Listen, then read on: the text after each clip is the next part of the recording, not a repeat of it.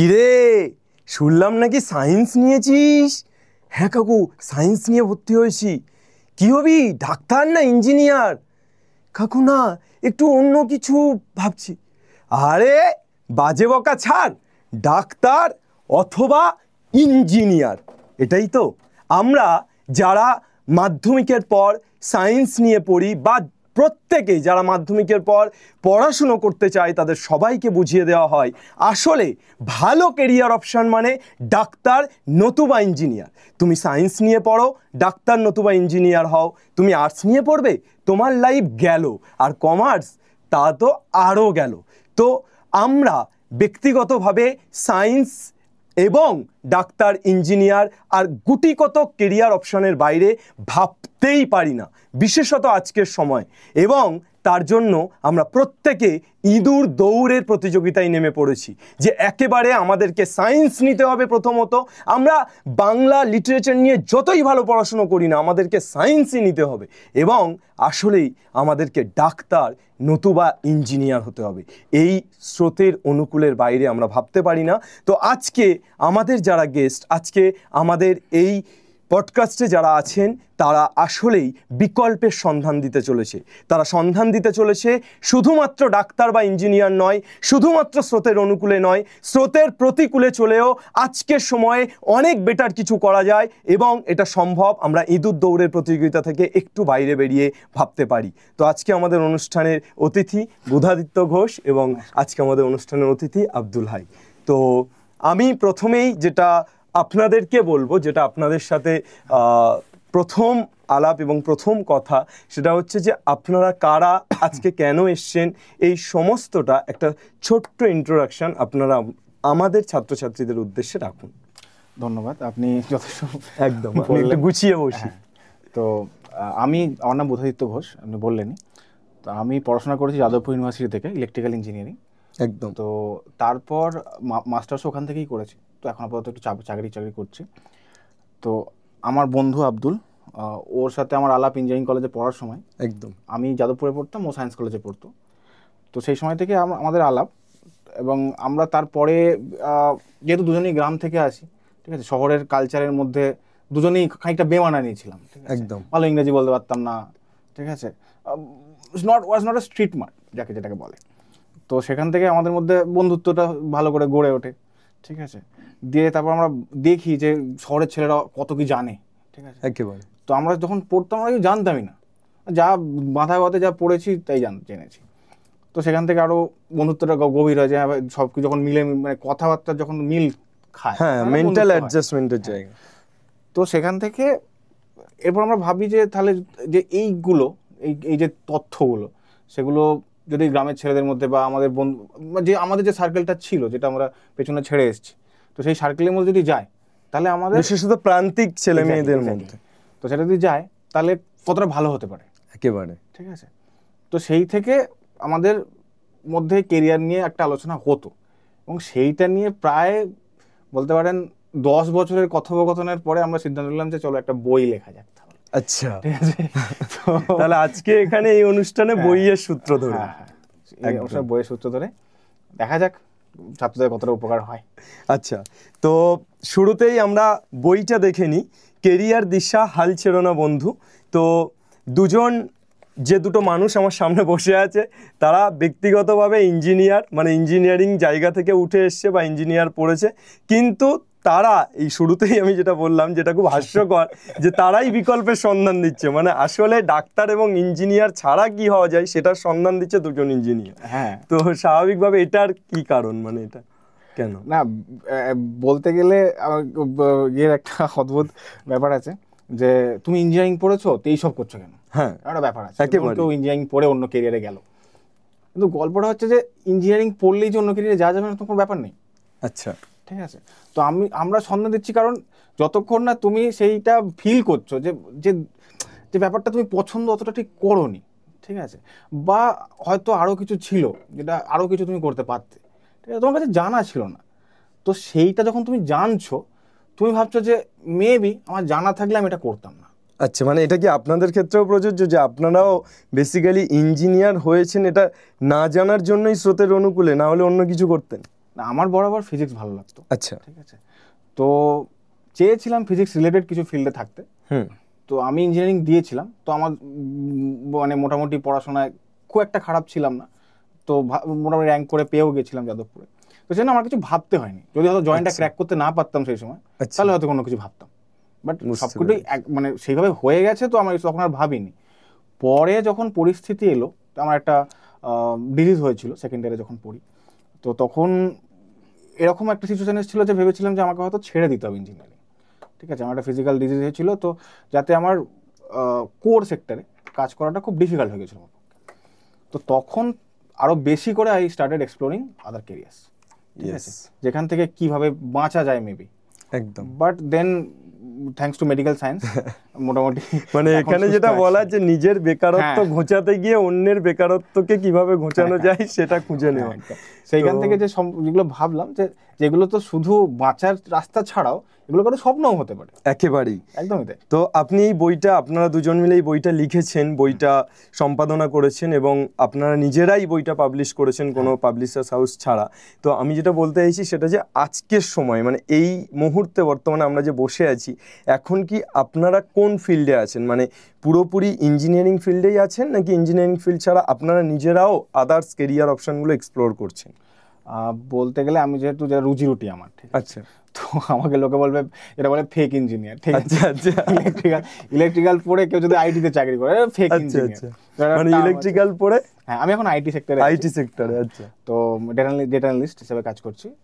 তো আর আব্দুল, তুই বল। আমার ব্যাপারটা হচ্ছে আমার বাড়ি হচ্ছে সুন্দরবনের একটা গ্রামে। আচ্ছা, তো এবার তারপরে গ্রামে বেড়ে ওঠা, পড়াশুনো, তারপরে কি হয় উচ্চ মাধ্যমিকের পর কিছু জানতাম না, চল একটা জয়েন্ট দিই, জয়েন্ট দিলাম, বসলাম, সায়েন্স কলেজে ভর্তি হলাম। আচ্ছা, হয়ে দেখলাম যে ইঞ্জিনিয়ারিং ব্যাপারটা আমার জন্য নয়। কলেজে ফেল করতে শুরু করলাম, মানে একদম মানে আমি ছেলে কলেজে এসে ফেল করছে, কলেজে আমি বাবা মুখ দেখাতে পারছে না। কলেজে আচ্ছা, এত কিছু ফাঁস করার দরকার নেই, হাটে হাড়ি ভাঙছেন আপনি।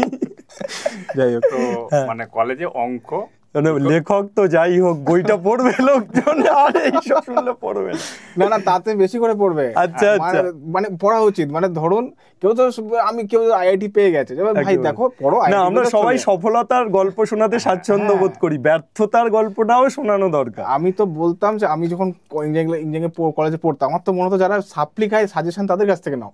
আচ্ছা, সিরিয়াসলি, মানে তারা দেখে এসছে ভাই এটা পড়ে গেছিলাম, এরকম তো কোশ্চেন আসে না।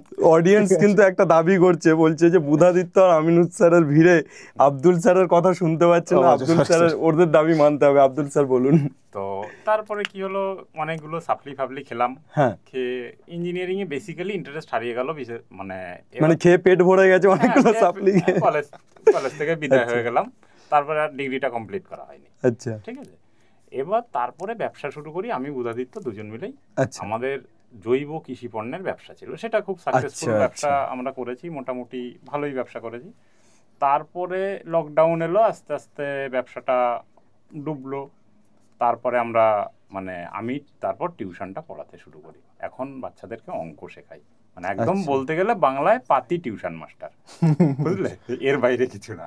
তো আপনার যেটা বলার সেটা হচ্ছে যে আপনি ইঞ্জিনিয়ারিং পড়লেন, তারপর আপনি জৈব কৃষি পণ্যের ব্যবসা শুরু করলেন, মানে একদম সুমেরু থেকে কুমেরু, মানে এই যাত্রাটা কেন? মানে ব্যাপারটা হচ্ছে আমার বাবা চাষি, ঠিক আছে, চাষ করে। আমার এবার ব্যাপারটা গ্রামের দিকে কি হয়, তুমি চাষির ছেলে হলে বুঝবে যে মানে চাষির ছেলে চাষি হবে না কেন, এই ব্যাপারটা আমার মনে খুব দাগ দিয়েছিল। ব্যাপারটা হচ্ছে কি বলবো, ধরো মানে আমরা কলেজে গেছি, আমার বা বুধার সব ক্ষেত্রেই মানে শহরের মফস্বলের ছেলেগুলো এমন আমাদের অন্যভাবে ট্রিট করা হতো এবং চাষির ছেলে গ্রাম থেকে উঠে এসেছে এইভাবে, মানে বেসিক্যালি আমরা ছোট লোক ক্লাসের লোক ছিলাম আমরা দুজনেই, বুঝতে পেরেছি। তো তখন ভাবলাম যে আমরা চাষি হতে পারবো এবং ব্যাপারটাতে আমাদের আগ্রহ জন্মায়। এবং তারপরে আমি ইঞ্জিনিয়ারিংটা ছাড়ি, কোনোভাবে কমপ্লিট করে তারপরে মানে চাষবাস এবং জৈব কৃষি পণ্যের জায়গাতে কাজকর্ম করতে একেবারেই, মানে বিকল্প কিছু করতে গেলে বা অ্যাকচুয়ালি যারা নতুন কিছু করে তাদেরকে একটু পাগল হতে হয়। তো আপনারা দুজন মোটামুটি একটু না পুরোটাই পাগল এখানে বসে আছে।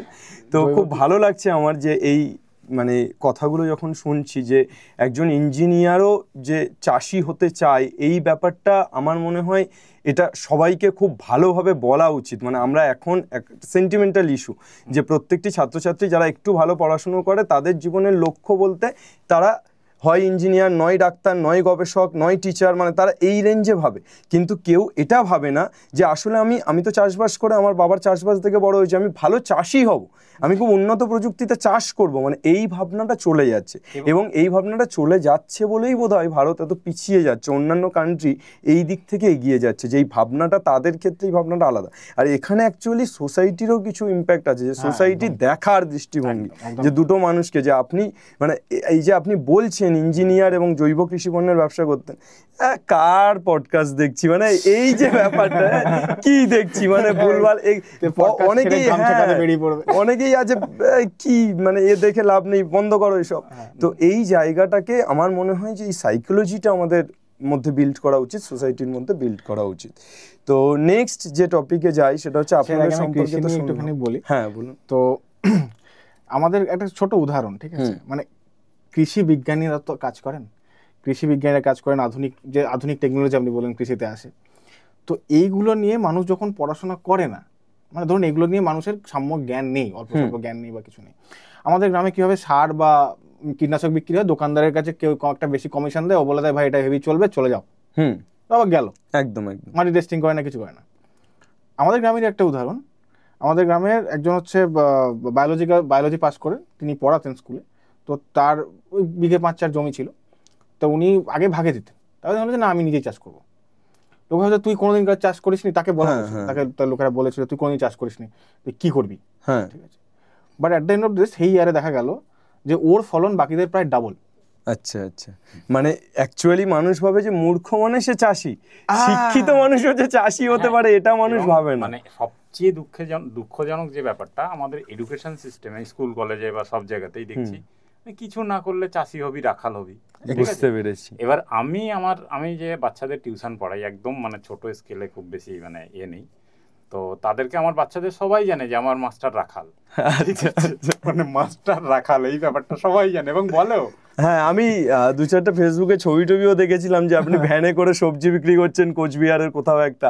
তো এই জিনিসগুলো আমাকে ভাবিয়েছিল যে একটা টিচার, এটা দরকার একদম। মানে টিচার বলতে মানে আমি টিচার হব, একটা পড়াবো, একটা থিওরিটিক্যাল জ্ঞানপত্র আমি অনেক কিছু দিয়ে দিলাম একেবারেই। আমি ধরো ভালো টিচার, ভালো অঙ্ক জানি বা ভালো ইতিহাস জানি, ভালো টিচার, কিন্তু সেটার প্র্যাকটিক্যাল কাজকর্ম যদি আমি না করতে পারি তাহলে সমাজে পড়াশোনার কোনো ইম্প্যাক্ট পড়বে না। একেবারেই তাই। কিন্তু এইটাই সমাজ বোঝে না। যখনই আপনি গামছা কাঁধে ওই এটা বেচছেন, সবজিটা বেচছেন, তখনই এই টিচারের কাছে আমার ছেলেকে পড়াবো, আমার মেয়েকে পড়াবো, স্ট্যাটাসের প্রশ্ন এসে যায়। এবং সেই জায়গাতেই অনেকে, মানে আপনি যতই ভালো পড়ান দিন শেষে অনেকে আসে না। তো আজকের এই আমাদের যে আলোচনা যত এগোচ্ছে তত মনে হচ্ছে খুব স্ট্রংলি আমাদের একটা জিনিস স্পষ্ট হচ্ছে, যেমন বুধাদিত্য দা যে এখন আইটিতে আছে, মানে শিল্পে আছে এবং কথা বলছে কৃষির। তো আমার মনে হচ্ছে কৃষি আমাদের ভিত্তি এবং শিল্প আমাদের ভবিষ্যৎ। না না, সেটা নয়, অবশ্যই এটা হওয়া উচিত। মানে প্রত্যেকটা অ্যাকচুয়ালি একটা দেশের অর্থনীতি বা কোনো কিছু জাতি উন্নতি হতে গেলে সেই জাতির প্রত্যেকটা পেশা উন্নত হওয়া একদম। এবং মানে জাতির মূল ভিত্তি হচ্ছে অর্থনীতি, রাজনীতি আর হচ্ছে খাদ্য উৎপাদন। এটা এই তিনটে হচ্ছে মূল ভিত্তি। এই অর্থনীতির প্রয়োজনে কিন্তু বেসিক্যালি বিজ্ঞান প্রযুক্তি এসেছে একেবারেই। মানে তুমি যে লাইট সেটআপ বা আমি অঙ্ক পড়ছি বা যাই টেকনোলজি পড়ছি, আমরা মানে ইঞ্জিনিয়ারিং পড়ি, যাই পড়ি, সেটা কিন্তু বেসিক্যালি অর্থনীতির প্রয়োজনে। ইঞ্জিনিয়ারিংয়ে পড়তে গেলে মানে যে কাজগুলো করা হয়, সেটা ইন্ডাস্ট্রির যে কাজকর্ম করা হয়, সেটা মূলত অর্থনীতি নিয়ে অনেক কিছু আছে। একদম একদম। এবং ইঞ্জিনিয়ারিং পাস করে লোকজন এমবিএ করছে, পুরোটাই অর্থনীতি পড়ছে বা ম্যানেজমেন্ট পড়ছে, তখন আর ইঞ্জিনিয়ারিংয়ের সঙ্গে কোনো সম্পর্ক নেই। বুঝতে পেরেছি। এইবার আমরা একটু অন্যদিকে যাই। মানে আমরা অনেকক্ষণ ধরেই কৃষি আর শিল্পের মধ্যে আটকে আছি। আমার যেটা বক্তব্য সেটা হচ্ছে যে ইঞ্জিনিয়ারিং, মানে মেনলি আমরা যদি ইঞ্জিনিয়ারিং ভাবি, ইঞ্জিনিয়ারিংয়ের সবার কাছে এটাই যে মেকানিক্যাল, ইলেকট্রিক্যাল আর কয়েকটাই এখন সিএসসি বা এই জায়গাগুলো আছে, যে কম্পিউটার ইঞ্জিনিয়ারিং।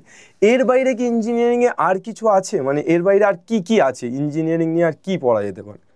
এবার একটু বলি, এখন ইঞ্জিনিয়ারিং ব্যাপারটা খুব ইন্টারডিসিপ্লিনারি বিষয় হয়ে গেছে। আচ্ছা, ইন্টারডিসিপ্লিনারি বিষয় বলতে ধরো আমি মানে একটা বিষয় পড়ছি, তার সঙ্গে আরও সকল বিষয়ের জ্ঞান লাগে, ঠিক আছে? তো মানে আমাদের দেশে STEM যে ব্যাপারটা, মানে science, technology, engineering and mathematics, এই ব্যাপারটা নিয়ে খুব বেশি চর্চা হয় না। আমাদের দেশে চর্চা হয় একদম খুব একটা স্ট্রিক্ট পাথওয়ে, মানে খুব সুন্দর স্পেসিক একটা পাথওয়ে নিয়ে চর্চা হচ্ছে। আচ্ছা, এবার ইঞ্জিনিয়ারিং এখন ব্যাপারটা পুরোপুরি ইন্টারডিসিপ্লিনারি একটা ব্যাপার হয়ে গেছে। কিরকম? ধরো মানে একটা ছেলে সিভিল পড়ছে, সেও আইটিতে চাকরি করছে, আবার একটা ছেলে কেমিক্যাল পড়ছে, সেটাও সে আইটিতে চাকরি করছে বা অন্য ফিল্ডে চাকরি করছে। নাকি না না, গায়ে নেবেন না। তো মোটের উপরে যেটা ব্যাপার সেটা হচ্ছে, ধরো আজকে সিভিল তুমি যেটা বললে যে মেকানিক্যাল বা ইলেকট্রিক্যাল বা কম্পিউটার সায়েন্স বা এইগুলোর বাইরে অনেক ফিল্ড আছে। যেরকম মানে তোমাকে কয়েকটা বলি, ধরো প্যাকেজিং টেকনোলজি আছে, তাহলে প্যাকেজিং টেকনোলজি, তারপরে ধরো তোমার মানে আমরা optics and photonics, Rajabazar science কলেজের দেশে ওয়ান অফ দ্য মানে খুব ভালো ব্রাঞ্চ এটা। অপটিক্স ফোটোনিক্স পড়ে অনেক কিছু করা যায়, বেসিক্যালি রিসার্চ ওরিয়েন্টেড কাজকর্ম করা যায়। অনেক ভালো ছেলেরা মানে এটা পড়ে খুব মজার ব্যাপার যেটা হচ্ছে সেটা হচ্ছে ইউরোপ আমেরিকার দেশগুলোতে খুব সহজে যাওয়া যায়। ধর একটা ছেলে ইলেকট্রিক্যাল পড়েছে, ঠিক আছে, তো এর জন্য যতটা কম্পিটিশন, ওই ছেলেটা যে ছেলেটা ফোটোনিক্স পড়েছে, আমাদের কলেজে অনেকগুলো ছেলেকে মানে আমাদের সময় ছিল যারা তোমার এখন সুইডেন বা ইউরোপের, ইস্টার্ন ইউরোপের বিভিন্ন দেশে এখন কাজ করছে এবং বড় বড় ল্যাবে কাজ করে। কিন্তু এই জায়গায় কম্পিটিশন কম, অনেক বড় স্কোপ আছে, বাট স্টিল মানে যেটা সমস্যা সেটা হচ্ছে স্টুডেন্টরা জানতে পারছে না। এবার এইটা কিভাবে সমাধান করা যায়? বলবেন না যে এই বই পড়ে, ঠিক আছে, অন্য কোনো কিছু উত্তর চাইছি। বইটা কিনলে কিন্তু সব পাবে। না না না, অন্য কোনো উত্তর, মানে এটা কেন জানছে না বা কিভাবে জানা যেতে পারে ব্যাপারটা? একটু আমি দিচ্ছি। মোটামুটি ধরুন আমি আমার কথা বলছি, আমি 2014 সালে ইঞ্জিনিয়ারিংয়ে ঢুকেছিলাম। তো আমাদের সময় টিচার বলতো, ঠিক আছে, ক্লাসে বা আমি যাদের কাছে টিউশন পড়তাম তারা বলতো, দেখ মেকানিক্যাল, ইলেকট্রিক্যাল, সিভিল কিন্তু মাদার, ঠিক আছে, সারা জীবন ওদের কাজ হবে। আমাদের সময় তো বাকি স্ট্রিমগুলো অচ্ছুত ছিল। আচ্ছা, ঠিক আছে, মানে ডিমোটিভেট করা হতো, যেগুলো কেন পড়বি, হয় কম্পিউটার সায়েন্স, ইলেকট্রনিক্স, না হলে হচ্ছে সিভিল, মেকানিক্যাল। বুঝতে পেরেছি। জুট ফাইবার টেকনোলজি পড়বি তুই, ঝুট হয়ে গেয়া, ঠিক আছে। এখন কেউ যা জুট পড়েছিল, ঠিক আছে, তারা এখন বলবে আমাকে বা তোমাকে এসে, যাকে দেখ রেকর্ড মে কौन है हम, ঠিক আছে। তো আরে দিবানো মুঝে পেহচানো। তো জুট পড়ে, যেমন জুট পড়ে বলছি, তো এই ফটোনিক্স লোকে মানে টিচারদের কাছে সাজেশন নিলে টিচাররা তাদের সময় যেটুকু দেখে এসছে সেটুকুই বলবে, একদম। They are not updated enough. Actually এইটাই আমি বলছিলাম যে এই বইয়ের বাইরে, বইটই প্রমোশন এগুলো তো পড়ে, কিন্তু এগুলোর বাইরে অ্যাকচুয়ালি আমাদের এডুকেশন সিস্টেমে পুঁথিগত বিদ্যার সাথে সাথে যদি এটা ইনক্লুড করা যায়, যে প্রত্যেকটা টিচারকে আপডেট করা যায় এবং প্রত্যেকটা স্কুল একদম বেসিক লেভেল থেকে, মানে একদম 1 to 4, 5 to 10 এই লেভেলে যদি স্টুডেন্টদেরকে ঠিকঠাকভাবে তাদেরকে বলা যায় যে এইগুলো করা যেতে পারে, তাহলে বোধ হয় তারা অনেক ছোট থেকে তাদের প্যাশনটাকে বুঝতে পারে, তারা তাদের জায়গাটাকে ডিসকভার করতে পারে। তো এটা আমার মনে হয় যে একমাত্র যদি গভর্নমেন্ট এই ধরনের প্রজেক্ট চালু করে যে পুঁথিগত বিদ্যার পাশাপাশি কেরিয়ার কাউন্সেলিং নিয়ে, একজন টিচার মেনলি সে কেরিয়ার বিষয়ক হবে, একজন টিচার মেনলি সে ফাইন্যান্স নিয়ে কথা বলবে, এই বিষয়গুলো মনে হয় এখনকার সময় স্কিল ডেভেলপ নিয়ে কথা বলবে, এটা খুব ইম্পর্টেন্ট, মানে এই সময়ে এটা খুব গ্রহণযোগ্য। এর থেকেও আমি আরেকটা জিনিস মনে করি, যা এর থেকেও একটা বড় বিষয় হলো, একজন পার্টিকুলার এক্সপার্ট তো গভর্নমেন্টের উচিত, বা যদি পুরো স্কুলেও না রাখতে পারে, একটা পঞ্চায়েতে বা একটা ব্লকে, ঠিক আছে, যারা হয়তো সপ্তাহে বা মাসে একদিন ভিজিট করবে, এটা একটা গভর্নমেন্ট ইনিশিয়েটিভ নেওয়াটা খুবই জরুরি। একদম। আর তা বাদেও প্রত্যেকটা টিচারের একটা রেসপন্সিবিলিটি জন্মায়, যে আমি যখন পড়াচ্ছি, একটা স্কুলে পড়াচ্ছি বা আমি কোনো টিউশন ব্যাচে পড়াচ্ছি, তো এটা আমার একটা রেসপন্সিবিলিটিও বটে যে আমি যে কেরিয়ার পাথগুলো আছে আমার স্টুডেন্টরা, তাদেরকে একটা ধারণা আমি দিতে পারবো। এটা টিচারের একটা বেসিক নলেজ থাকা রেসপন্সিবিলিটি, বুঝতে, ঠিক আছে। না অ্যাকচুয়ালি এই জায়গাতে আমার বলার যে এই রেসপন্সিবিলিটির জায়গাটা যদি আমরা খুব ভালো করে সার্ভে করে দেখি, এটা খুব কন্ট্রোভার্সি একটা কথা, কিন্তু তাও বলা উচিত যে আজকের স্কুল শিক্ষক, বিশেষত গভর্নমেন্ট, তাদের হার্ট কাজ করে, তাদের মুখ, তাদের হাত, তাদের পা সব কাজ করে, শুধু তাদের কাজ করে না ব্রেন, ওটা মৃতপ্রায়। তার কারণ ওরা নিজেদেরকে আপডেটেডই করে না, মানে নিজেদেরকে যে আপডেট করা প্রয়োজন সেটাই বোধ করে। এটা নিয়ে আমি 2017 সালে একটা মানে খুব কথাটা বলতাম, এখন বললে লোকজন পিটবে সেই জন্য বলি পরিষ্কার কথা, পিটন খাওয়ার ভয়। হ্যাঁ, অলরেডি খুব গরম আছে আমি যে বলছি তাতে কি আমার পড়তে পারে? আমার বাড়িতে 10,000 লোক চলে এলে তুমি কি পড়বে? তো ব্যাপারটা যেটা হচ্ছে, সরকারি চাকরিতে ছাঁটাই দরকার, না হলে মানুষ নিজেকে আপডেট করবে না। কর্পোরেটের ছেলেগুলো কি করে, এরা নিজেদেরকে আপডেট করে একটাই কারণে, সেটা হচ্ছে না হলে আমার জব চলে যাবে। একদম। এবং চাকরি পেয়ে গেলাম, তোমার ধরো তুমি চেয়ারটায় বসে এই চেয়ারটা পেয়ে গেলে মানে তোমার জীবন সেট। এই ব্যাপারটা সিকিউরিটিটা ইনসিকিউরিটির জায়গায় নিয়ে যাওয়া দরকার, তাহলেই ব্যাপারটা কিছু হতে পারে।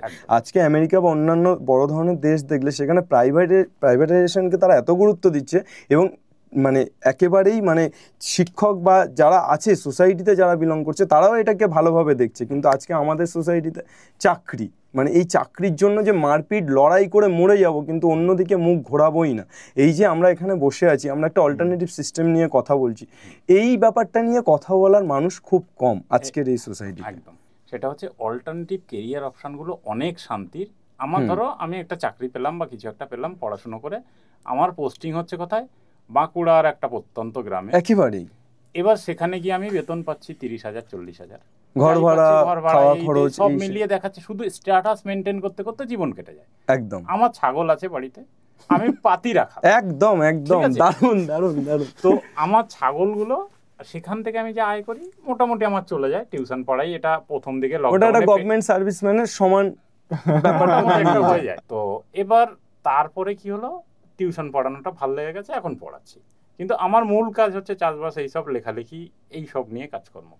তো এটা লোকজন আমার গ্রামে কি হচ্ছে একদম পরিষ্কার বলে যে মানে ও পড়াশুনো শিখতে গেছে, মানে কিছু করতে পারিনি কলকাতায়, সেই জন্য এখন গ্রামে ভুলভাল কাজ করে বেড়াচ্ছে, কাজ করছে, ছাগল গরু পুষছে। এটা আমার গ্রামে এটা শুনতে হবে, এটা নিয়ে আমি খুব একটা পাত্তাও দিই না। স্রোতের প্রতিকূলে চলতে গেলে অবমাননা, লাঞ্ছনা, সমালোচনা এগুলোর জন্য রেডি হয়ে থাকতে হবে। একটা আলাদা থলি বানিয়ে রাখতে হবে। সিস্টেমকে ব্রেক, যে কোনো সিস্টেমকে ব্রেক করতে গেলে টাইম লাগে। একদম একদম। এবং ততদিন পর্যন্ত এই সহ্য শক্তিটা থাকবে। এখানে আমি একটা কথা বলি, এইখানে আমি যেটা লক্ষ্য করেছি, আমাদের শিক্ষা ব্যবস্থার মধ্যে, তো আমাদের শিক্ষা ব্যবস্থা মূলত ইংরেজদের বানানো, তো তারা শিক্ষা ব্যবস্থাটাকে বানিয়েছিল কেরানি বানানোর জন্য বেসিক্যালি। একদম।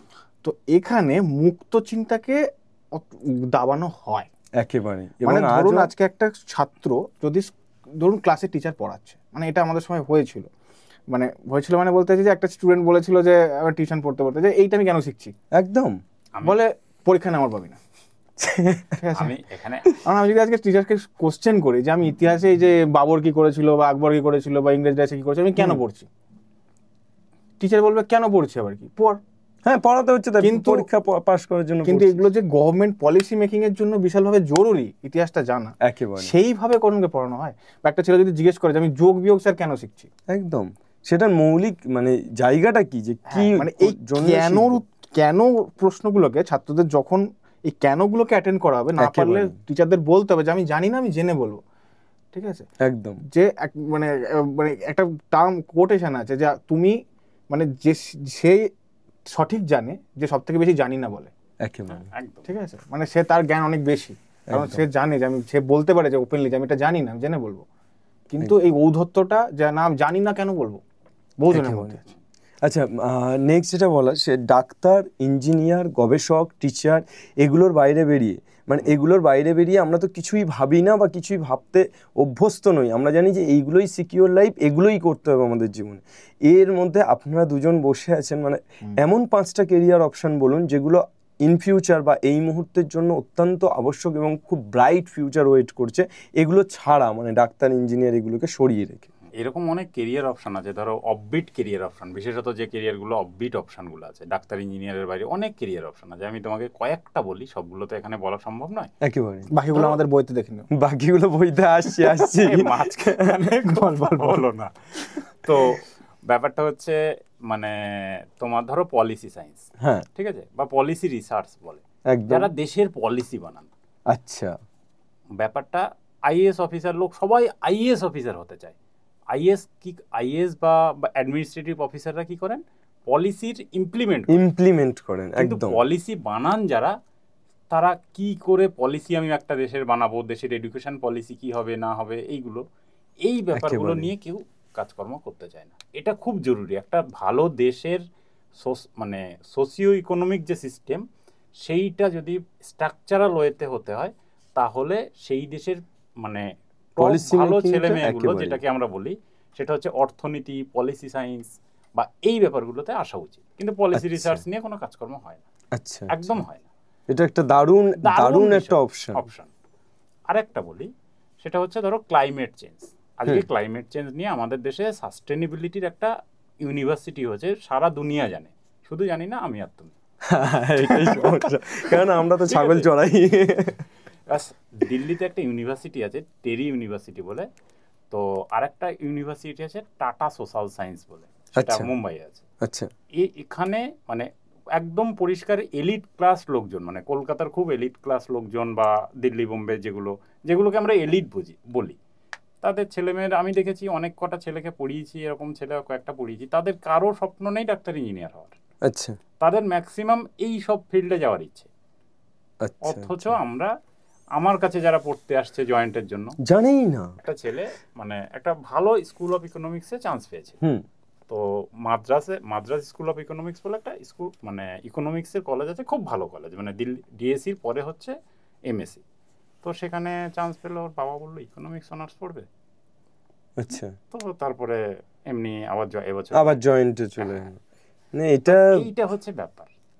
একেবারেই তাই, সেখানে মানে তার ধারণাই নেই যে ওখানে কি হতে পারে। হ্যাঁ, ওই শব্দটা শুনেই ইকোনমিক্স মানে নাক ছিটকানো ব্যাপারটা চলে আসে। সারা দুনিয়া চেনে এরকম একটা ডাক্তার বা এরকম একটা ইঞ্জিনিয়ারকে দেখাতে পারবে, কিন্তু একটা অনেক ইকোনমিস্টকে সারা দুনিয়া চেনে তার ফিল্ডের কাজের জন্য। এবার যদি বলো সারা দুনিয়া চেনে এরকম একটা মানে ডাক্তার বা ইঞ্জিনিয়ার, সে তার অন্য কাজের জন্য চেনে। ওসামা বিন লাদেন ইঞ্জিনিয়ার ছিল, তাকে কি বোম মারার জন্য চেনে, ঠিক আছে, তাকে ইঞ্জিনিয়ারের জন্য চেনে না।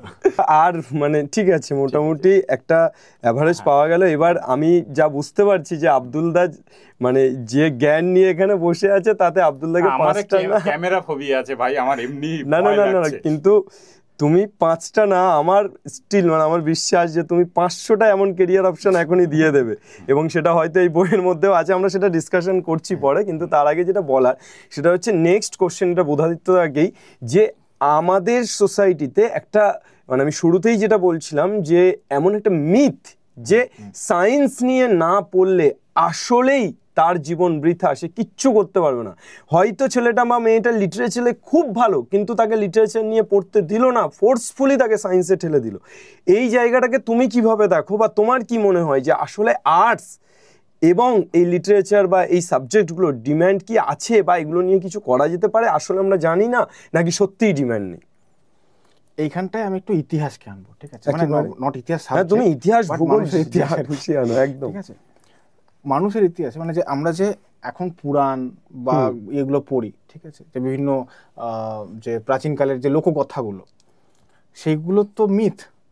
মানে আমরা তো বলতে পারি যে সেই সময় মানুষ কেন ওগুলো বানিয়েছিল, যে রাহু কেতু খেয়ে নিচ্ছে, না কি বলে ওটাকে, রাহুতে গিলে নিচ্ছে চাঁদ সূর্যকে, ঠিক আছে। তো এইটা কেন এসেছিল?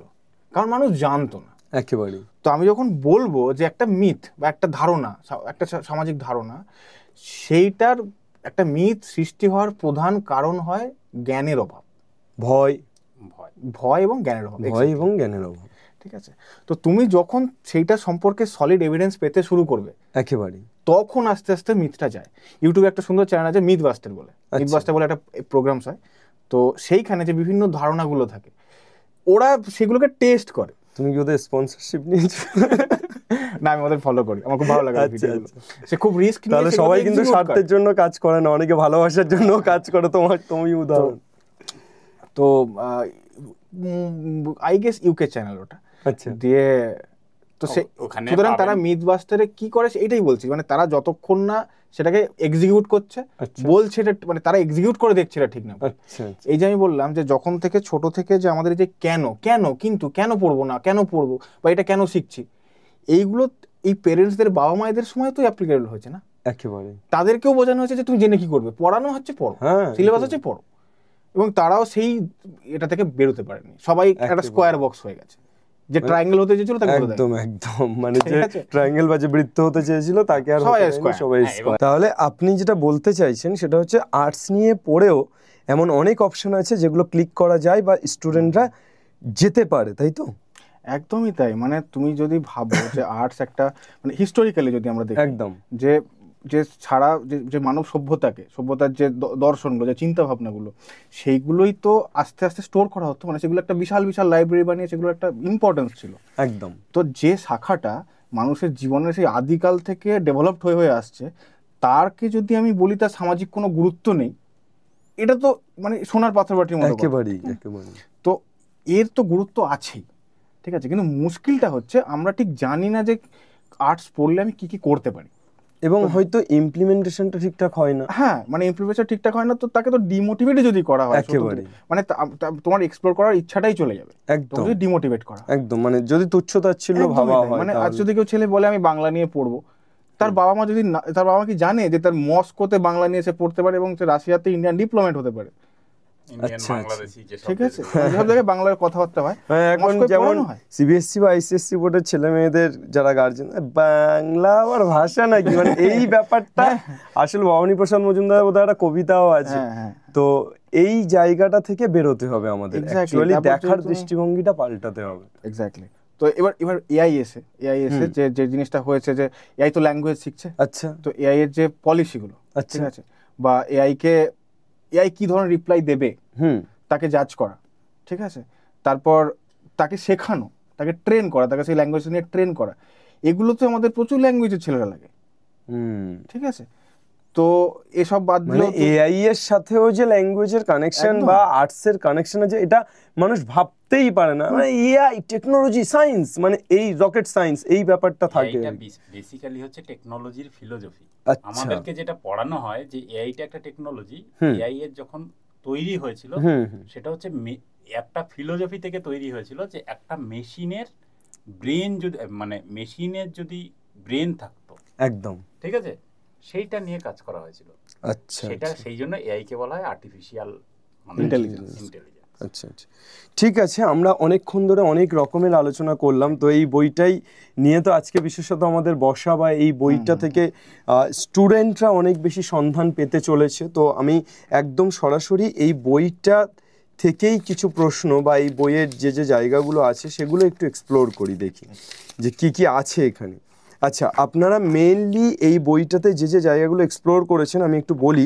ইঞ্জিনিয়ারিংয়ে career, biological and agricultural science, architecture, design, fine arts পড়ে সৃজনশীল কেরিয়ার, স্বপ্নের, আচ্ছা, মেডিকেল সায়েন্স, মেডিকেল সায়েন্স নিয়ে আর বলার কিছু আছে কি? স্বপ্নের উড়ান, এভিয়েশন, অ্যাকচুয়ালি আছে। আচ্ছা, দেখা যাক কি আছে। আর্থ অ্যান্ড অ্যাটমসফিয়ারিক সায়েন্স, বিশুদ্ধ ও ফলিত বিজ্ঞানে কেরিয়ার, ভবিষ্যৎ কেরিয়ার।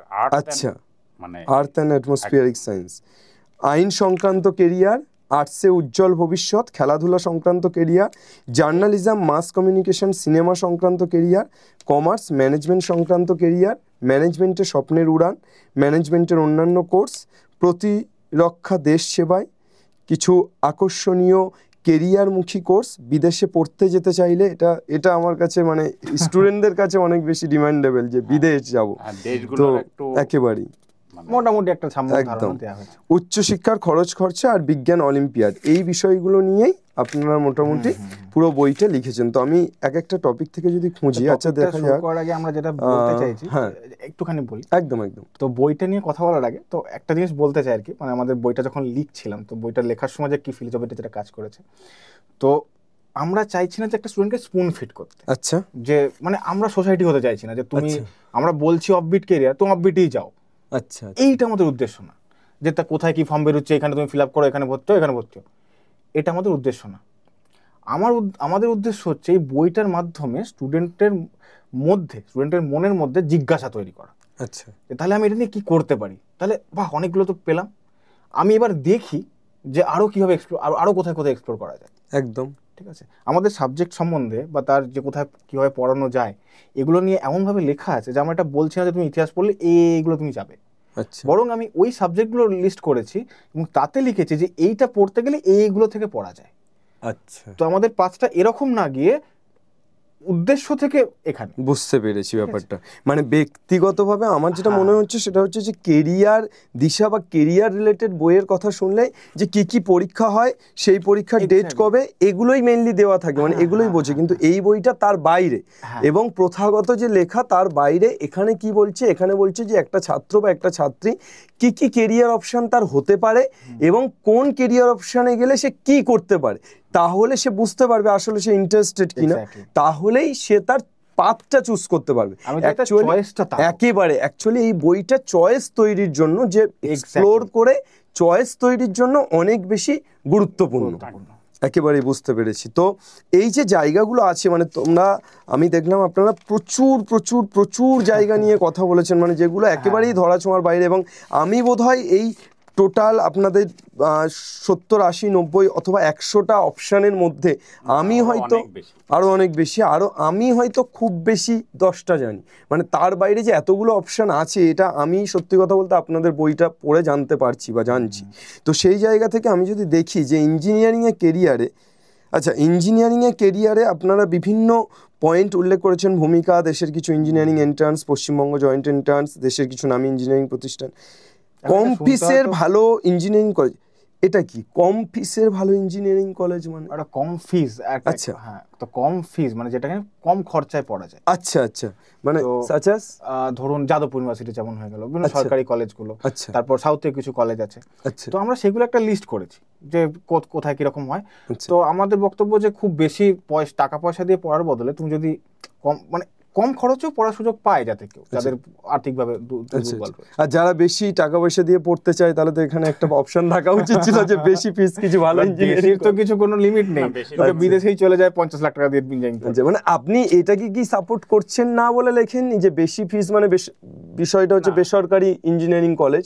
এবার এই মুহূর্তে পশ্চিমবঙ্গ যে অবস্থা, মানে বেসরকারি ইঞ্জিনিয়ারিং কলেজগুলোর যে অবস্থা, সেটাকে আপনারা সাপোর্ট করেননি বলে লেখেননি যে এখানে পড়ে সেই কেরিয়ার অপশন। সাপোর্ট করা বা না করা, যাদের সামর্থ্য থাকবে তারা তো অপশন তারা তো পাবেই, যাদের কাছে সামর্থ্য নেই তাদের কথাটা ভাবা বেশি জরুরি বলে। একেবারে একেবারে।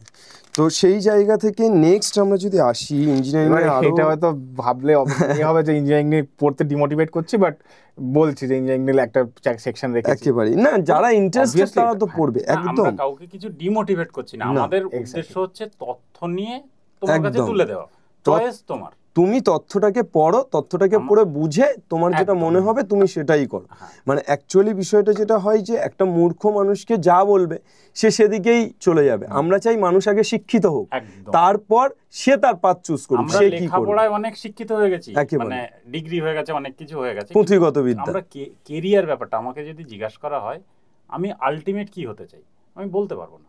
বুঝতে পেরেছি। আমি পড়াশোনায় ভালো, হ্যাঁ, কিন্তু আমি বলতে পারবো ভিতর থেকে সেই সাড়াটা পাবো না যে আমি তো জানিই না কিছু, তো কি হতে চাই কিভাবে বলবো, সেই ভীষণটা আমার ক্লিয়ার না। একেবারে মানে ব্যাপারটা হচ্ছে আমি করে চলেছি। বুঝতে পেরেছি। এখানে একটা দেখতে পাচ্ছি যে medical science and technology, medical science and technology কিভাবে ইঞ্জিনিয়ারিং এর মধ্যে পড়ছে? আচ্ছা, এটা আমি উত্তর দিচ্ছি একটু। আচ্ছা, আমি দেখেছিলাম তো মেডিকেল সায়েন্স অ্যান্ড টেকনোলজিতে এই যে মেডিকেল বিভাগটার মধ্যে যে ধরুন যে আমাদের যে স্ক্যানসগুলো আছে বা সেগুলোকে দেখা, এগুলোর মধ্যে কিন্তু এখন এই মুহূর্তে এআই এর প্রচুর অ্যাপ্লিকেশনস রয়েছে। আচ্ছা, মেডিকেলের মধ্যে ডেটা অ্যানালিসিসের প্রচুর অ্যাপ্লিকেশন আছে। আচ্ছা, মানে ডাক্তার শুধু নয়, ডাক্তারকেও ইঞ্জিনিয়ার হতে হবে এটা বলছেন?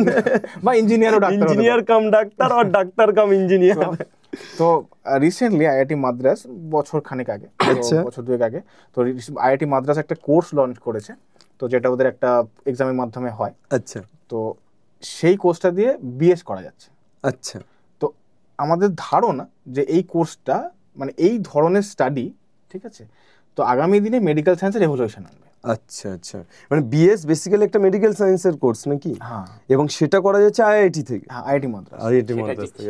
শাবাশ, এটা যেই অ্যাডভান্স, হ্যাঁ বড় কথা, যেই অ্যাডভান্স না দিয়ে, মানে লোকের ধারণা আইআইটিতে যেতে গেলে যেই অ্যাডভান্স দিতে হবে, but there are many courses যেগুলো যেই অ্যাডভান্স ছাড়াও যায়, তাদের অন্যান্য পরীক্ষা। একেবারেই বুঝতে পেরেছি।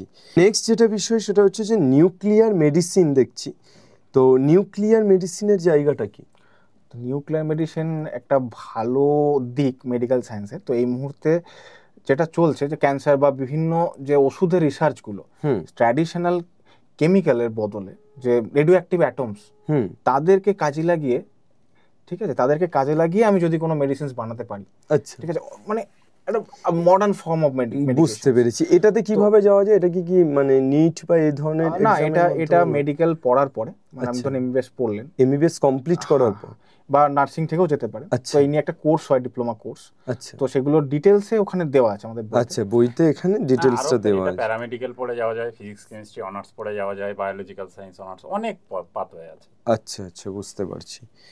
মানে এই সম্পূর্ণ পাতো এটা যে নিউক্লিয়ার মেডিসিন কি জানা এবং তারপর কিভাবে যাবে, এই হোয়াই অ্যান্ড হোয়াট, এই ব্যাপারটা পুরোটাই এই বইটাতে আছে। আচ্ছা, তো এই জায়গা থেকে আর তো অনেক কিছুই দেখছি, মানে নতুন নতুন অনেক কিছুই নতুন লাগছে ধরতে গেলে এখন, মানে ঘন্টাখানেক সঙ্গে সমান। তো কিন্তু আমরা বলা যায় বেসিক্যালি এখানে দেখছি যে কগনিটিভ নিউরোসায়েন্স, মানে কগনিটিভ নিউরোসায়েন্স বিষয়টা যদি একটু স্পষ্ট করেন, এটা কি? এটা আব্দুল বল। কগনিটিভ নিউরোসায়েন্স ব্যাপারটা খুব একটা ইন্টারেস্টিং বিষয়। প্রথম কথা হচ্ছে খুব ইন্টারেস্টিং বিষয়। আচ্ছা, অঙ্ক, দর্শন, সাইকোলজি, ঠিক আছে, কিছুটা ব্রেন সায়েন্স, মানে যেটা নিউরো সায়েন্স, এই ব্যাপারগুলো নিয়ে, মার্কেটিং, অনেক কিছু নিয়ে একটা বিষয়। বুঝতে পেরেছি। এবার মানে এর এটা ভিতরে কি আছে, হ্যাঁ কি আছে, কিভাবে যাওয়া যায়, এটা সম্পূর্ণটা বইয়ের মধ্যে আছে। তোমাকে বলি, ব্যাপারটা হচ্ছে এই ব্যাপারটা আমরা ধরো একটা এক্সাম্পল দিয়ে তোমাকে বলি, যেটা হচ্ছে ধরো তুমি ফেসবুকে একটা বিজ্ঞাপন দেখছো, ফেসবুক তোমাকে একটা বিজ্ঞাপন দেখাচ্ছে। তোমাকে কেন দেখাচ্ছে? সেই জিনিসটা তোমার মাথায় চিন্তা ভাবনা চলেছে, সেটা নিয়ে কথাবার্তা হয়েছে সেইগুলো নিয়ে, এবং সেইগুলোর ম্যাথামেটিক্যাল মডেল, সেইগুলোর স্ট্রাকচার বানানো, সেইগুলো নিয়ে কাজ করা, এটা হচ্ছে কগনিটিভ নিউরোসায়েন্সের মূল কাজ। আচ্ছা আচ্ছা। এবং এটার ইমপ্লিমেন্টেশন এই গ্লোবালাইজেশনের যুগে, বেসিক্যালি কর্পোরেট সেক্টর বা এইগুলোতে প্রচুর কাজকর্ম এরপরে হতে পারে। ধরো ব্যাংকিং বা ইন্স্যুরেন্স বা ইনভেস্টমেন্ট বা মার্কেট রিসার্চ, বুঝতে পারছি। এটা খুব ইন্টারেস্টিং একটা বিষয়, ইঞ্জিনিয়ারিং এর চেয়ে অনেক ইন্টারেস্টিং বিষয়। এবং মূল কথা হচ্ছে এটা কগনিটিভ নিউরোসায়েন্সে কোথাও এমএ করা হয়, কোথাও এমএসসি করা হয়, বুঝতে পেরেছি। এবং আইআইটি দিল্লিতে এমএ করা যায়, বিএসসিও করা যায় অনেক জায়গাতে। এখানে যেটা দেখতে পাচ্ছি যে আইনের নতুন দিগন্ত। আচ্ছা, আইনের আবার দিগন্ত, এই ব্যাপারটা বুঝলাম না। আইনের নতুন দিগন্ত বলতে বেসিক্যালি এটা লিগ্যাল টেক ব্যাপারটা কভার করা হয়েছে। আচ্ছা, এটা হচ্ছে আইনের ইঞ্জিনিয়ারিং, আধুনিক টেকনোলজির সাথে আইনটার একটা সংমিশ্রণ।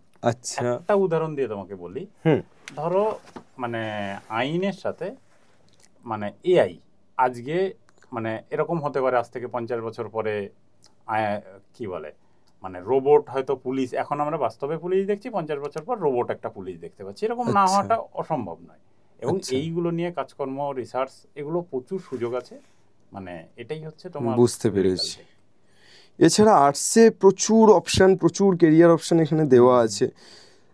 বাংলা নিয়ে তো দাদা বললোই একটু আগে। ভাষাবিজ্ঞান ব্যাপারটা কি? ভাষাবিজ্ঞান হচ্ছে এটাকে লিঙ্গুইস্টিক্স, আচ্ছা, এটা ইংরেজি নাম। এটা উচ্চারণ করতে খুব সমস্যা হয়,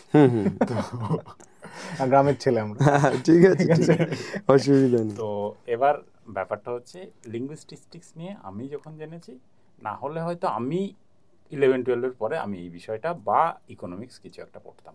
আচ্ছা, মানে এটা আমার কাছে অন্তত খুব ইন্টারেস্টিং এবং মনে হয়েছে যেটা মানে খুব এখনকার সময়ে একটা খুব আধুনিক বিষয়। আচ্ছা আচ্ছা। আমার এক চেনা ছেলে আমাদের সায়েন্স কলেজেই পড়তো, ঠিক আছে, ওই ইলেকট্রিক্যালে পড়তো। ও ইলেকট্রিক্যাল ইঞ্জিনিয়ারিং পড়ার পরে লিঙ্গুইস্টিক্সে এমএ করেছে। আচ্ছা, করার পরে এখন কম্পিউটেশনাল লিঙ্গুইস্টিক্স নিয়ে আইআইটি দিল্লিতে রিসার্চ করছে। আচ্ছা, ইঞ্জিনিয়ারিং পড়ার পরে আর্টস, তারপরে আবার সায়েন্স। আসলে যে করছে সে খুব হ্যাপি, একদম একেবারে। এবং ছেলেটা যে কাজকর্ম করছে সেটা হচ্ছে ভবিষ্যৎ টেকনোলজি নিয়ে কাজ করছে। ওরে বাস, আলাদাই লেভেলে পৌঁছে গেছে। তো যাই হোক, অনেকগুলো ডিপার্টমেন্ট, অনেকগুলো জায়গা আমরা জানলাম। এখানে খেলাধুলা সংক্রান্ত কেরিয়ার, এটা নিয়ে আলাদা করে কিছু বলার নেই। আমরা জানি যে আমাদের বর্তমানে ভারতবর্ষে ক্রিকেটের কি ডিম্যান্ড, কিন্তু সেই অনুযায়ী প্রত্যেকটা খেলাতে সেই ডিম্যান্ডটা আস্তে আস্তে তৈরি হচ্ছে। যেখানে বাজার আছে সেখানে এটা হচ্ছে কেরিয়ারের মূল ধারণা, যেখানে বাজার তৈরি হয়েছে সেখানে লোক লাগবে। বুঝতে পেরেছি। তো আরো অনেকগুলো জায়গা আছে, এগুলো আমার অনেকগুলোই আনকমন, কিন্তু আমি পরপর যদি জানতে চাই, তাহলে যদি জানতে চাই তাহলে এটা আর সম্ভব নয়। মানে এই ভিডিওর মধ্যে, একটা ভিডিওর মধ্যে এতগুলো বলা। তো তার জন্য আমার মনে হয় যে এই বইটা আমি তো সম্পূর্ণটা পড়বই, কিন্তু আমার মনে হয় প্রত্যেকটি স্টুডেন্টের এই বইটা সম্পূর্ণটা পড়া উচিত। এটা আমার মনে হয়েছে, শুধুমাত্র আপনারা সামনে বসে আছেন বলে এমনটা নয়। আমি ব্যক্তিগতভাবে আব্দুলদার লেখালেখি অনেক দিন ধরে ফেসবুকে ফলো করি এবং এই বিষয়গুলোর উপরে মেইনলি আব্দুলদার লেখালেখি। তো আমি আব্দুলদার লেখালেখিতে ইন্টারেস্টেড হয়েই আব্দুলদার সাথে যোগাযোগ করি এবং অ্যাকচুয়ালি আমাদের স্টুডেন্টদের বহুদিন ধরে একটা সমস্যা, স্টুডেন্টরা একটা সঠিক দিশা পাচ্ছে না যে আসলে স্যার আমাদের কেরিয়ার রিলেটেড কিছু বলুন, আপনারা তো পড়াচ্ছেন, এবার স্কুল ও পুঁথিগত বিদ্যা পড়াচ্ছে, আমরাও সেই বাংলা অঙ্ক বিজ্ঞান পড়াচ্ছি, তাহলে এই জায়গাতে কেরিয়ারের পথটা কে দেখাবে? তো আমার বারবার মনে হতো যে কেরিয়ার নিয়ে যদি একটা দিশা দেওয়া যায়, স্টুডেন্টদের একটা দরজা খুলে দেওয়া যায়, এটা আমার সবসময় মনে হতো। কিন্তু এখানে আমি একটু অনভিজ্ঞ, যে আমি ব্যক্তিগতভাবে এই ম্যাথ এবং এই সাবজেক্টিভ পড়াশুনোতে এত বেশি ব্যস্ত থাকি এবং বাকি ম্যানেজমেন্ট এই সমস্ত কিছুতে, যে আমাকে কেরিয়ার নিয়ে আলাদা করে রিসার্চ করা সম্ভব নয়। তো আমি ব্যক্তিগতভাবেই আব্দুলদার লেখালেখি পড়ার পরেই আব্দুলদার সাথে যোগাযোগ করি এবং আপনাদের দুজনকে, বোধাদিত্যদা, আব্দুলদা, আজকে আপনারা সামনে বসে আছেন, আপনাদেরকে আনা। তো মেনলি তোমাদেরকে এবার যেটা বলার সেটা হচ্ছে যে তোমরা যেটা রিকোয়েস্ট করেছিলে বারবার, যে জন্য তোমরা জানতে চেয়েছিলে যে স্যার আমাদের কেরিয়ার নিয়ে কিছু বলুন, আমরা কি করতে পারি, কি স্কোপ আছে, বিশেষত যারা প্রান্তিক এরিয়াতে আছে তারা এই বিষয়গুলো সম্পর্কে সম্যক জ্ঞান নেই, ধারণা নেই, তাদের কাছে আমি মনে করি এটা একটা হাতিয়ার হতে পারে, এটা একটা অস্ত্র হতে পারে। অবশ্যই এটা মরণাস্ত্র নয়, এটা অবশ্যই তোমাকে বাঁচিয়ে দেওয়ার অস্ত্র হতে পারে।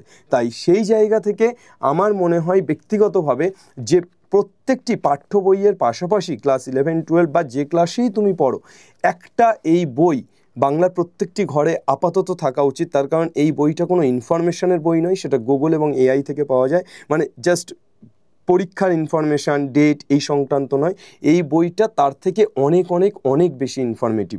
অর্থাৎ এই বইটা পড়লে তুমি আসলে তোমার নিজেকে এক্সপ্লোর করতে পারবে, তুমি আসলে দেখতে পাবে যে এই জায়গাগুলো আছে, এই জায়গাগুলোতে এই কাজ হয় এবং আসলে আমি কার সাথে রিলেট করতে পারছি, কোন জায়গাটাতে আমি রিলেটেবল। তো এই সব কিছু বুঝে এবং তোমরা তোমাদের বাস্তব বুদ্ধি, তোমাদের পারিবারিক যে যারা গুরুজন আছে তাদের কাছ থেকে বুদ্ধি নিয়ে আসলে সেই পার্ট বা সেই কেরিয়ার অপশানটাতে এই মুহূর্তে ভারতবর্ষে কি ইমপ্লিমেন্ট করা যায় কিনা বা অল ওভার ওয়ার্ল্ড ইমপ্লিমেন্ট করা যায় কিনা, এই সব কিছু বুঝে তোমরা তোমাদের জীবনে একটা গুরুত্বপূর্ণ সিদ্ধান্ত নিতে পারবে। আসলেই আমি এখনও বিশ্বাস করি 100 জন মানুষের মধ্যে 99 জন মানুষ তাদের কেরিয়ার নিয়ে সঠিক সিদ্ধান্ত নিতে পারে না। তাই জন্যই তারা তাদের কেরিয়ারে, তাদের জীবনে অনেক বেশি ফার্স্ট্রেটেড, তারা তাদের জীবনে অনেক বেশি সন্দিহান। তাই আমার মনে হয় যে এই বইয়ের মাধ্যমে আসলে সেই সমস্যা দূর হতে পারে। আসলে পশ্চিমবঙ্গ, বাংলা তথা সারা পৃথিবীর বাঙালির কাছে এটা অনেক উপকারী একটা ঔষধ হতে পারে আমাদের জীবনযুদ্ধ জয় করার ক্ষেত্রে। তো অবশ্যই তোমরা যারা এই পডকাস্টটি দেখলে বা আপনারা যারা গুরুজন, যারা অভিভাবক এই পডকাস্টটি দেখলেন, এই পডকাস্টের মাধ্যমে আমরা সবসময় এসওই বাংলা থ্রু দিয়ে ভালো কিছু প্রমোট করি, যেটা আসলে সমাজে ইম্প্যাক্ট ফেলবে, যেটা আসলে সমাজের জন্য এফেক্টিভ হবে, এমন কিছু প্রমোট করি। তো এই বই আসলে সেটারই একটা দৃষ্টান্ত এবং আজকের এই এসওই বাংলার মাধ্যমে বলতে চাই যে বাংলার প্রত্যেকটি ছেলেমেয়ের কাছে খুব ওপেনলি বলতে চাই যে তোমরা এই বইটা কেনো এবং পাঠ্যপুস্তকের পাশাপাশি এই বইটা পড়ো। এই বইটা অভিভাবক অভিভাবিকা আপনারা পড়ুন, আপনাদের ছেলেমেয়ের কেরিয়ার ঠিক করার জন্য আপনারাও ডিসিশান নিতে পারবেন এবং অনেক বেশি সঠিক ডিসিশান নিতে পারবেন। এই বইটা আব্দুলদা এবং বোধাদিত্যদা ওনাদের যে career.in ওয়েবসাইট আছে সেই ওয়েবসাইটে পাওয়া যাচ্ছে, সরাসরি গিয়ে তোমরা সেখান থেকে এটা পারচেস করতে পারো। কিন্তু যদি এসওই বাংলার থ্রু দিয়ে পারচেস করো, আমি আব্দুলদা এবং বোধাদিত্যদাকে আজকে এই পডকাস্ট শুরুর আগেই প্রশ্ন করেছি যে এই বইটা আমি প্রমোট করব, এতে আমার কিচ্ছু চাই না, কিন্তু এই বইটা প্রমোট করলে স্টুডেন্টদের কি বেনিফিট হবে, আমার বাংলার ছেলেমেয়েরা আসলে কতটা উপকৃত হবে এই বইটার দ্বারা।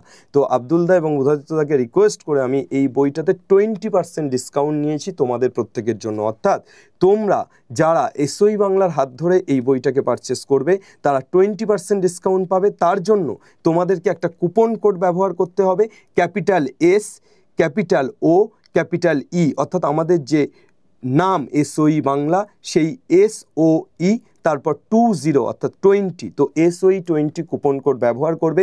career.in যে ওয়েবসাইটের লিঙ্ক সেটা কমেন্ট এবং ডেসক্রিপশানে দেওয়া থাকবে, সেখান থেকে তোমরা এই বইটাকে পারচেস করতে পারো। খুব সামান্যই দাম আছে এবং দামের উপর 20% ডিসকাউন্ট তোমরা পেয়ে যাচ্ছ। সুতরাং আশা করি এটা এফোর্ড করা খুব একটা সমস্যার নয়, কিন্তু আসলে এই কয়েকটা টাকার পরিবর্তে তুমি তোমার জীবনকে অনেক বেশি সাজিয়ে নিতে পারবে, গুছিয়ে নিতে পারবে। এবং আব্দুল দা আর বুধাদিত্য দা আপনাদেরকে এই প্ল্যাটফর্মের মাধ্যমে প্রথম এই বইটা এই প্ল্যাটফর্ম SOE বাংলার মাধ্যমে ছড়িয়ে পড়ছে বাংলার সমস্ত ছাত্রছাত্রীদের কাছে। বাংলার সমস্ত ছাত্রছাত্রীদের কাছে এই বইটা প্রথম নিয়ে আসছে SOE বাংলা, আব্দুল দা এবং বুধাদিত্য দার হাত ধরে। তো এটার জন্য আপনাদের কাছে মানে অনেক অনেক অনেক ধন্যবাদ যে আপনারা এই জায়গাতে আমাদের এই প্রতিষ্ঠানের মাধ্যমে এটাকে ছড়িয়ে দিচ্ছেন। এবং আশা করি এই বইটার মাধ্যমে ওরা আরও অনেক কিছু জানতে পারবে এবং পরবর্তীতে যদি ওদের আরও কিছু জানার থাকে, যদি ফিজিক্যালি আপনাদের সাথে কানেক্ট হওয়ার থাকে বা যদি ভার্চুয়ালি কানেক্ট হতে চায়, সেরকম কিছু অ্যারেঞ্জ করা যায় কিনা আমরা চেষ্টা করে দেখব, যাতে করে আপনারা সরাসরি ওনাদেরকে গাইড করতে পারেন। কিন্তু যে প্রতিজ্ঞা SOE বাংলার, আসলে বাংলা পড়বে, বাংলা শিখবে এবং বাংলা জিতবে, তার মধ্যে দুটো তো আমরা অলরেডি করে ফেলেছি, যে বাংলাকে পড়াতে এবং শেখাতে। কিন্তু আসলে এই বইয়ের হাত ধরে তারা জিতে যাবে, এই সংকল্পতায় আমরা এই বইটাকে আজকে এই SOE বাংলার থ্রু দিয়ে লঞ্চ করছি। তো আপনাদের শেষ যদি কিছু বলার থাকে বলুন। হ্যাঁ, তো এই একটা আমাদের কাছে একটা স্টুডেন্টদের কাছে পৌঁছানোর জন্য, তো আপনারা যেহেতু অনেক দিন ধরে এখানে কাজটা করছেন, আপনারা স্টুডেন্টদের কাছে পৌঁছানোর জন্য আপনারা একজন one of the best people. Okay, না সেরকম নয়, আমরা সবার মতো একজন না দাদা, আপনাদের চ্যানেল আমি দেখেছি, আপনারা অসংখ্য স্টুডেন্টদের ভালোবাসা পেয়েছেন। আমি চাই আপনারা আরো গ্রো করুন, আমরা সবাই মিলে বাংলাকে জেতাবো। একদম, তাহলে হাতে হাত ধরে হাতের উপর হাত রাখলে আসলে বন্ধুত্বের পরিধি বাড়ে এবং ভালোবাসার পরিধি বাড়ে এবং আসলে একসাথে জিতে যাওয়া যায়। Thank you. একদম। তাহলে চলুন আমরা সমস্বরে আজকে SOE বাংলার বেদবাক্য উচ্চারণ করি। বাংলা পড়বে, বাংলা শিখবে, বাংলা জিতবে।